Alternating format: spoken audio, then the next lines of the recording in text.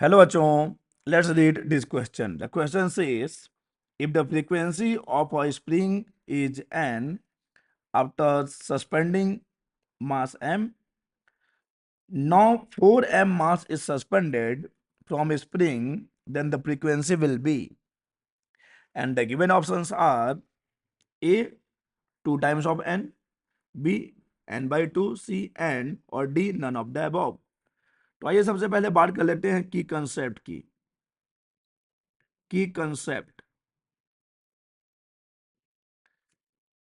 And the key concept for this question is frequency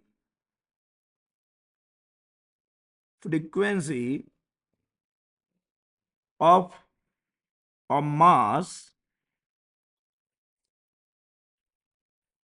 attached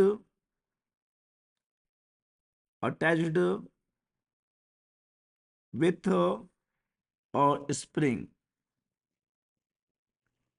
okay, आइए अपने की concept को समझते हैं.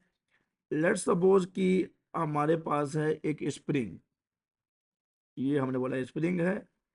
लेट्स सपोज इसका जो स्प्रिंग कांस्टेंट है के है, और यहां से एक मास एम अटैच कर दिया गया है. तो अब अगर हम इस मास को उसके मेन पोजीशन से डिस्प्लेस करके छोड़ेंगे, तो नाउ वी नो दैट कि ये जो मास है, ये जो बॉडी है, मेन पोजीशन के टू एंड फ्रो ऑक्सीडेट करेगी, और ये ऑक्सीडेशन कैसा होता है, एसएचएम होता है. और इस ऑक्सीडेशन का जो फ्रीक्वेंसी होगा n, that is given by 1/2 pi root over k by m, root over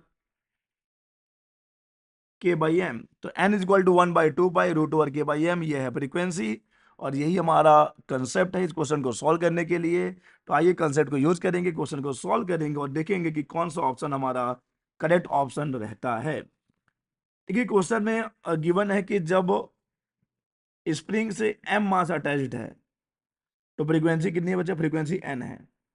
okay, so n is equal to क्या हो जाएगा, एन इज इक्वल टू हो जाएगा 1/2 pi root over k by capital M. अभी mass capital M attach है. Okay, लेकिन अब हमने क्या किया है, मास को 4 टाइम्स कर दिया है.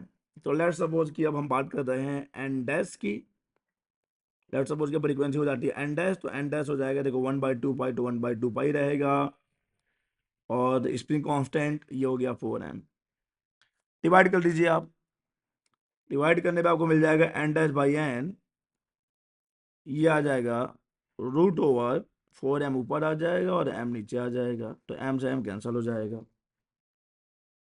तो यहां से एन डैश क्या हो गया, एन डैश बाई एन हमको मिल जाएगा रूट 4 यानी कि 2. रूट 4 यानी कि 2 मिल जाएगा बच्चे. ठीक है. अच्छा, एक मिनट, हमने उल्टा यहाँ पे डिवाइड कर दिया है. हमको एन डैश को डिवाइड करना है एन से ना. तो जब एन डैश को एन से डिवाइड करेंगे, ठीक है, तो 1/2 पाई तो कैंसिल हो गया था, क्यों के भी कैंसिल हो गया था. ये 4m नीचे आ जाएगा ना बच्चे, और ये m ऊपर चला जाएगा. हाँ, स्क्वायर रूट में ही रहेंगे. तो अब यहाँ से m और m कैंसिल होगा, तो n dash by n is equal to कितना आ गया, 1/√4 यानी कि 1/2. सो एन डैश कितना हो गया, n/2. यानी जब हमने मास को 4 टाइम्स किया है तो फ्रीक्वेंसी क्या हो गई है, फ्रीक्वेंसी हाफ हो गई है. So the correct option for this question is B, n/2. B n/2 is the correct option for this question.